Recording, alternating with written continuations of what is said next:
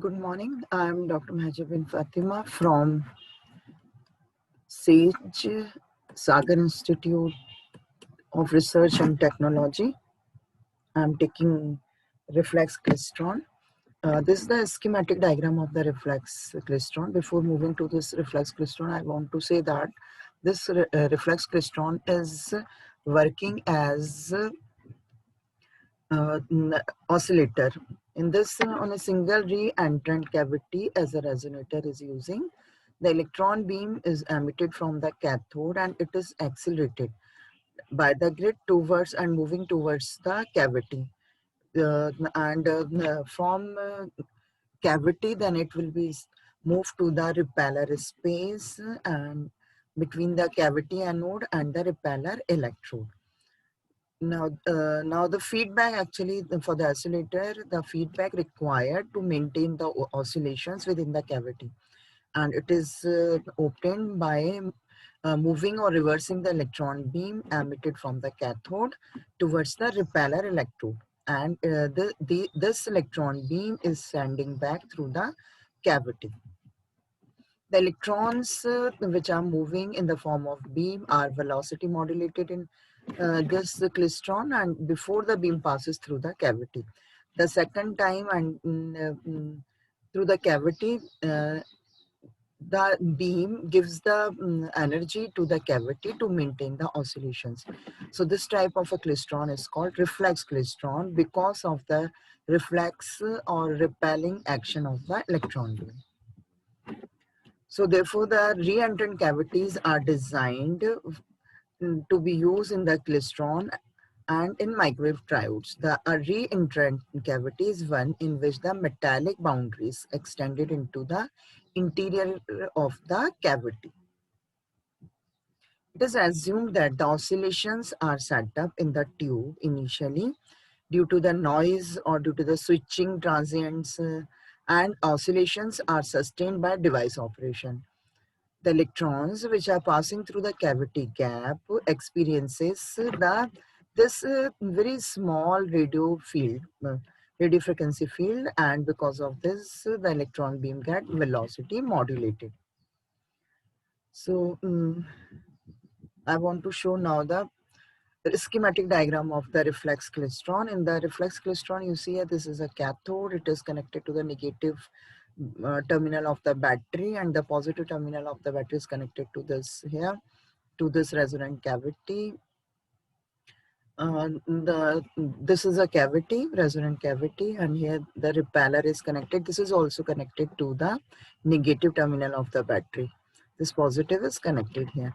So this is acting here. This is a negative. Since you can see here, this positive terminal is also connected. Negative terminal is also connected. So this is at more potential. So the cathode is at more negative potential. So when the heater is heated, the electrons start emitting from the cathode and moving towards the resonant cavity. Now here, the output is taken from here, and this space from here to this one, this is called repeller space. This is called repeller space. So when initially, because of the transient and because of the noise, some oscillations are created inside of this bunch of cavity, and that creates the field positive, negative, and zero field all. If the electron emitted from here moving comes into the inside of the cavity, then this electron phases a different phase of the wave, and accordingly the electron will be get accelerated or retarded or without any change in its velocity, and they will be moving towards the repeller. Since this repeller is connected to the negative terminal, so the electrons, when electrons are trying to move towards this, the electron will be repelled from here, so the electrons will be come back here. And in their during comeback journey, the electrons will be get accumulated or bunch up. So bunch is created inside of this cavity, and this bunch of electrons will give the energy, the higher energy. So this is the Applegate diagram. Applegate means the movement of the electron from cavity to the repeller and back to the repeller. So this Applegate diagram of the reflex klystron. See, it is considered that because of noise, some signal is generated. It means that the signal is having some positive phase, the signal is having very negative phase, but this voltage is obviously very small. Now consider that when this field is present inside of the cavity, the electron will not change its speed. Initially, when electron emitted from the cathode, it will be having its own velocity and moving towards the cavity. When there is no phase inside of this cavity, so the electron velocity will not be changed. Continuously, here electron beam is moving on, and the continuous electron beam is phasing either positive field or negative field. So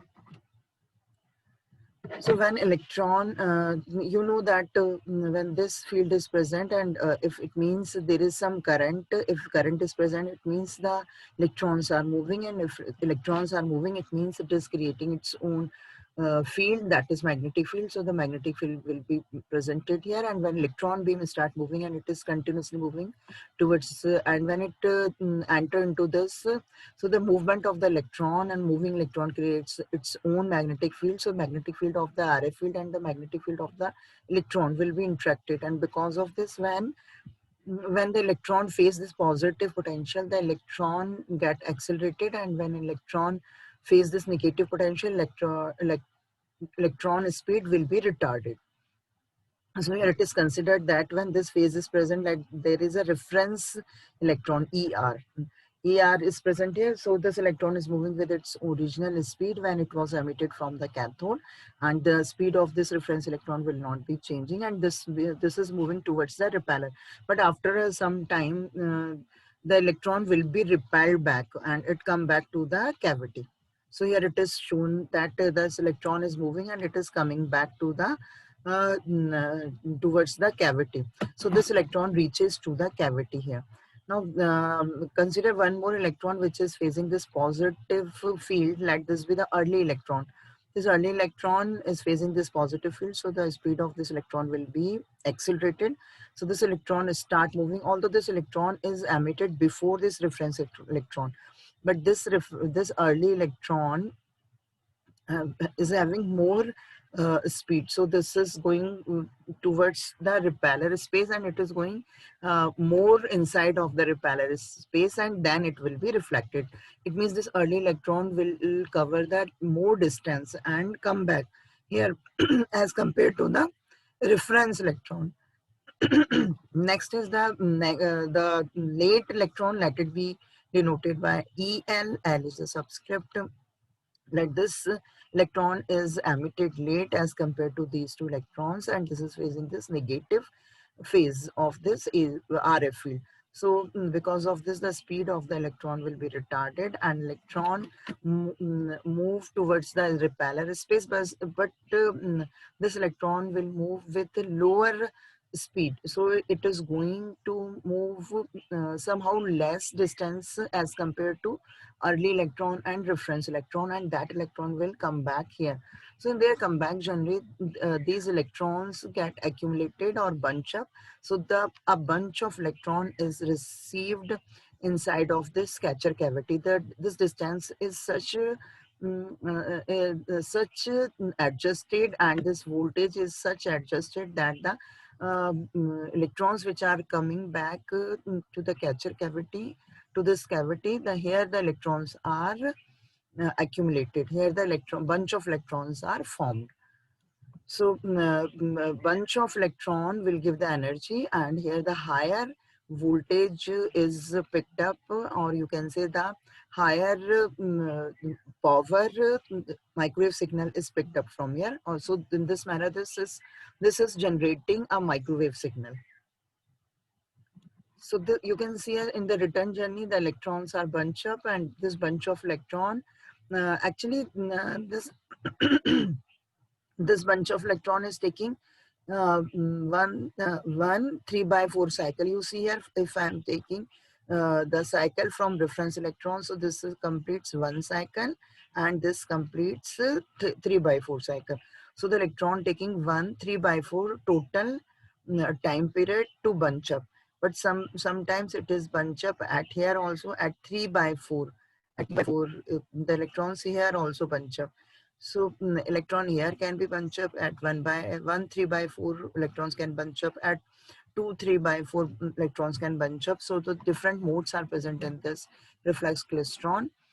So I can say the transit time is equal to n plus 3 by 4.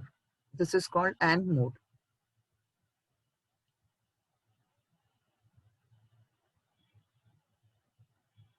So the when the electron coming back towards the repel, coming back towards the resonant cavity from the repeller, the electrons got different speeds. So that is called velocity modulation. Thus the velocity modulated electrons, they are bunched together and they lose their kinetic energy when they encounter the positive cycle of the cavity RF field. And this velocity modulated electron give the energy in the resonant cavity, and in this manner the signal is generated, and the generated signal is gives the very high frequency. So this klystron is acting as a reflex klystron or as an oscillator. So bunches occur once per cycle centered around the reference electron, and these bunches transfer maximum energy to the gap to sustained oscillations. So for the oscillations to be sustained, the time taken by the electrons to travel into the repeller space and back to the gap, this must have an optimum value. This is the electrons are returning at 1 3 by 4, at 2 3 by 4, and at 3 3 by 4, and so on. So the time t naught time, if I'm taking t is the time period at the resonant frequency, and t naught is the time taken by the reference electron to travel in the repeller space between entering the repeller space and returning to the cavity at positive peak voltage on the formation of the generation. So this is equal to n plus 3 by 4 into t. So I'm taking this term as capital N. So this can be any value. This is called N mode. The reflex klystron is having N mode. So if klystron is having 1 3 by 4, then this is having mode 1, this is having mode 2, and so on. This is the diagram of the reflex klystron. You can see here this reflex klystron is looking like this. Here also this is the form of reflex klystron. Here the reflex klystron is inside of the glass material, and here also you can see it is inside of the metal, and these are available at the microwave signals. So the application of this, it is used for that at the radar receivers, it is used in local oscillator and microwave receivers. This is used as a microwave generator of variable frequency. It is used for portable microwave links, and it is used in as pump oscillator in parametric amplifier.